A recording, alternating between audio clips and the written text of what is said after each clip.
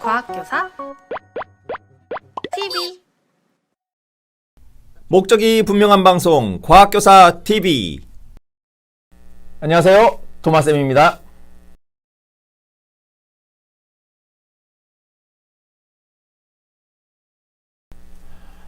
(2015세) 교육과정 시작되면서 중학교는 말할 것도 없고 고등학교에서도 통합과학, 그 다음에 과학탐구 실험 이런 과목들을 가르치면서 우리 선생님들이 전공하지 않은 교과 내용을 가르쳐야 되는 상황들을 많이 만나게 됐습니다.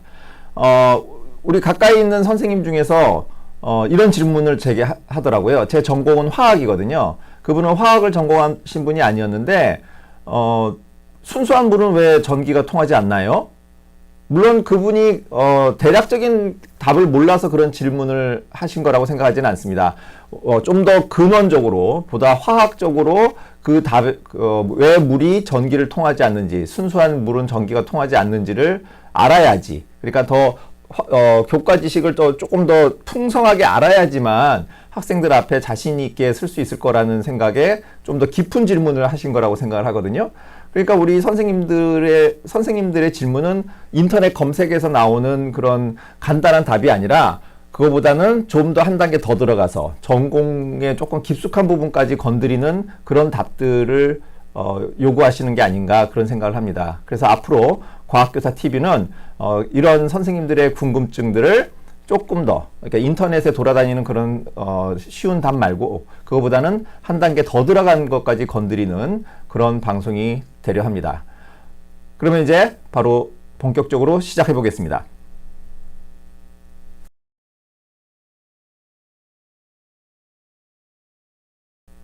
예, 오늘 나눌 얘기는 순수한 물은 왜 전기가 통하지 않는가 하는 것입니다. 혹시 이 질문에 대해서 전해질이 없어서 또는 물은 부두체니까 이렇게 답하시는 분들은 안 계시겠죠?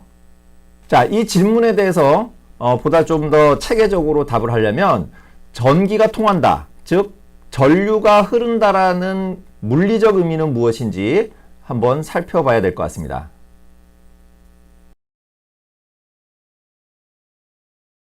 네, 보신 것처럼 전류란 전하를 띤 입자가 한 방향으로 흐르는 현상입니다.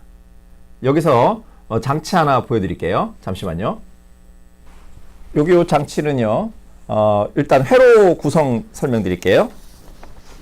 이렇게 생겼습니다. 여기 콘센트, 플러그는 지금 이미 전원에 220V 전원에 연결해 놓은 상태고요.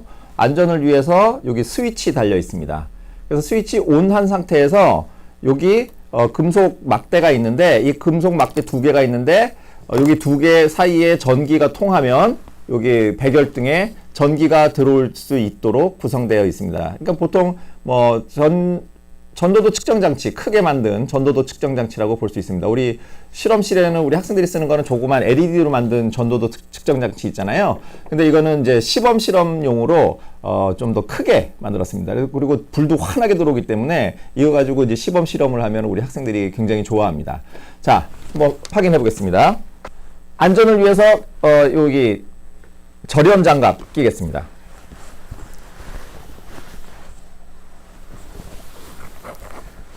스위치 올리고요. 여기 막대, 금속 막대 있고요. 전원을 올리겠습니다.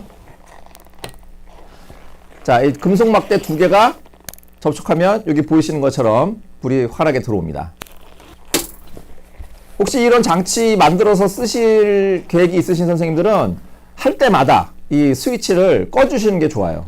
이게 켜 있는 상태에서 내가 어떤 동작을 하다 보면 우연히 이걸 이렇게 같이 만지는 수가 있거든요. 물론 이게 절연 장갑을 끼고 있다면 상관이 없겠지만 또 맨손으로 실험하는 경우, 뭐 이런 경우에 위험합니다. 그래서 뭔가 한 동작이 끝나고 나면 꼭 스위치를 내리는 습관을 들이는 게 좋은 것 같습니다.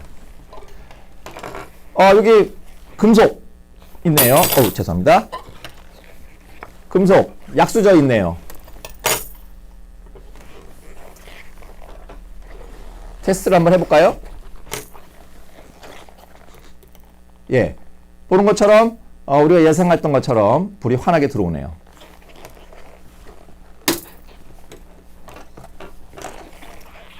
여기 드라이버 있네요.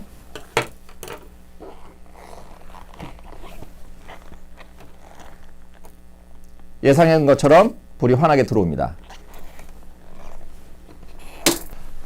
여기 사인펜이 있습니다.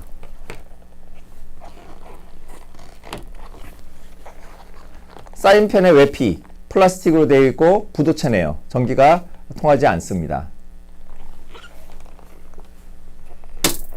전류 현상이라는 거, 전기가 통한다는 현상은 전하를 띤 입자가 이동하는, 움직이는 현상이다 라고 정의할 수가 있는데 우리는 금속에서 전기가 흐르는, 전류가 흐르는 현상과 액체에서 전류가 흐르는 현상을 구분할 필요가 있습니다. 그러면 금속이 전기가 잘 통한다는 것, 전류가 흐른다는 것을 알 수 있는데, 그럼 이 안에서 어떤 전하를 가진 입자가 움직인다는 것을 알 수 있죠. 그러면 그 입자는 무엇일까요? 네, 바로 전자입니다. 금속에서의 전기 전도도는 바로 전자의 흐름인 거죠. 그러면 액체의 경우는 어떨까요? 액체 속에 자유 상태의 전자라는 게 존재할 수는 없지 않습니까? 지금 실험실에서 증류수를 준비해 왔는데요. 먼저 증류수에 전기가 통하는지부터 확인하고 다음 얘기 계속 이어가 보죠. 확인할 준비 됐고요.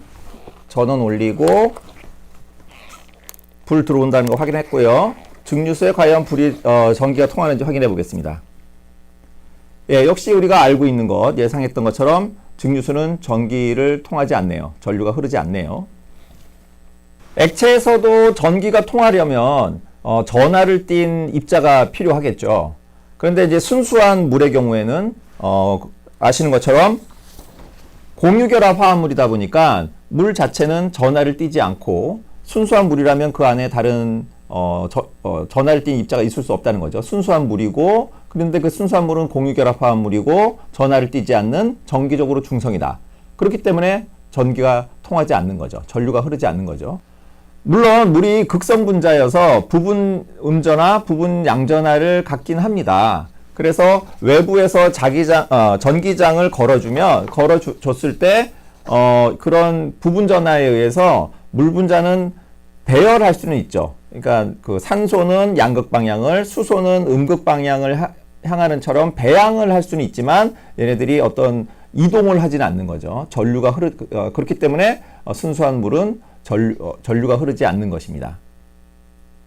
액체에서 전기가 흐르려면, 전류가 흐르려면 결국은 전하를 띤 입자가 필요한데 전자는 불가능한 거죠. 그럼 어떤 것이 후보로서 가능할까요?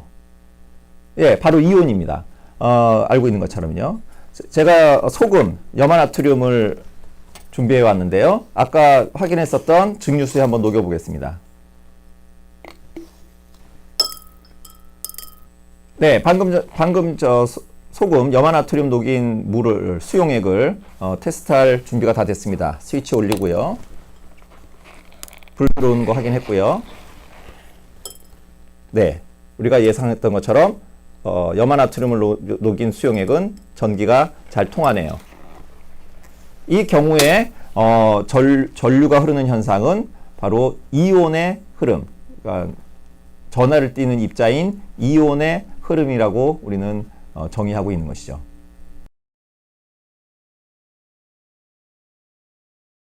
자, 여기까지 살펴본 거는 사실은 쉬운 얘기죠. 뭐 인터넷을 검색해도 다 나올 만한 이야기고요.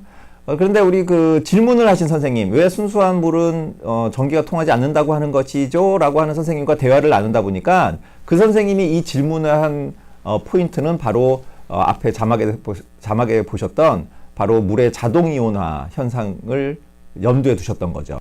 아시는 것처럼 물은 자동이온화를 하기 때문에 일정한 물에는 일정한 양의 하이드로늄 이온과 수산화 이온이 존재하긴 합니다. 자, 그런데 이 물의 자동이온화의 평형상수에 해당하는 물의 이온곱 상수값이 얼마냐? 바로 25도씨에서 1.0 곱하기 10의 마이너스 14승입니다. 그 말은 뭐냐면 1리터의 순수한 물 속에 하이드로늄 이온은 1.0 곱하기 10의 마이너스 7승계, 수산화 이온은 1.0 곱하기 10의 마이너스 7승계에 있다는 뜻입니다. 자, 이 값이 얼마나 작은 것인지 다른 방법으로 환산을 해볼 텐데요. 물의 몰농도는 얼마냐라는 걸 계산할 수 있거든요. 부피 있고 그 부피 속에 물의 분자수가 몇 개냐 개념이거든요. 몰농도면. 그러면은 물 1리터를 기준으로 했을 때 물은 1kg, 1000g이라고 볼 수 있죠. 대략 뭐 온도에 따라 조금씩 차이는 있겠지만 그냥 1000이라고 계산하겠습니다. 그래서 1000g을 1.8g/몰, 그러니까 물의 분자량으로 나눠 주면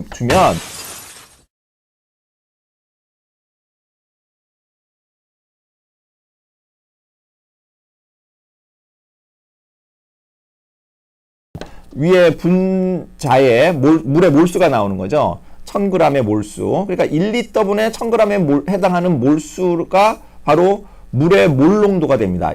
그 순수한 물의 몰농도. 그럼 대략적으로 55.55 몰농도 되거든요. 자, 그러면 아까 하이드로늄 이온이나 수산화 이온이 1리터에 1.0 곱하기 10의 -7승계. 그러니까 몰농도라는 게 그냥 1.0 곱하기 10의 -7승 몰농도라는 거죠. 그러니까 55.55 몰농도에 대해서 1.0 곱하기 10의 -77승 몰농도 있다고 우리가 계산을 해보면 그 비율이 어느 정도냐면 1.8 곱하기 10의 -9승 정도 됩니다. 그러니까 우리가 대략 2 곱하기 10의 -9승 정도의 비율로 하이드로늄 이온과 수산화 이온이 있다는 거죠. 우리가 앞에 보여드렸던 자동이온화 그 수식을 보면 물 2개당 1개의 하이드로늄 이온과 1개의 수산화 이온이 나오는 거거든요. 그러면 이걸 2라고 대충 잡으면 10억 개 맞죠? 1, 10, 100, 1000만, 10만, 100만, 1000만, 억, 10억. 10억 개 중에 4개의 물 분자가 분해한다는 뜻입니다. 그러니까 어마어마하게 적은 수의 하이드로늄 이온과 수산화 이온이 있다는 뜻이죠. 그러니까 순수한 물에 전기가 거의 통하지 않는 것이죠.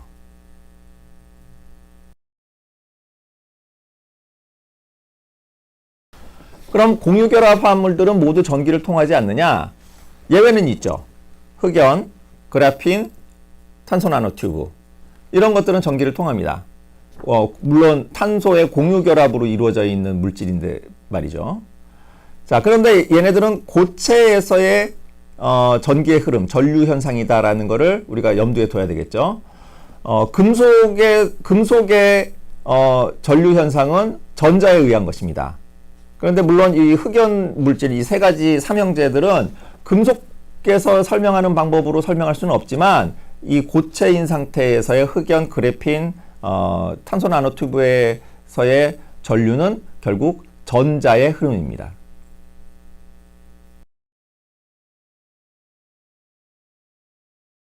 네, 염화수소 기체 상태에서 공유결합 이루고 있죠. 공유결합 화합물로 분류됩니다. 그런데 질문처럼 공유결합 화합물인 물에 공유결합 화합물인 염화수소를 녹였는데 어떻게 전기가 통하느냐? 그거는 염화수소 분자가 물에 들어갔을 때 수용액 상태에서 수소와 염소의 공유결합이 끊어지면서 해리되는 현상입니다.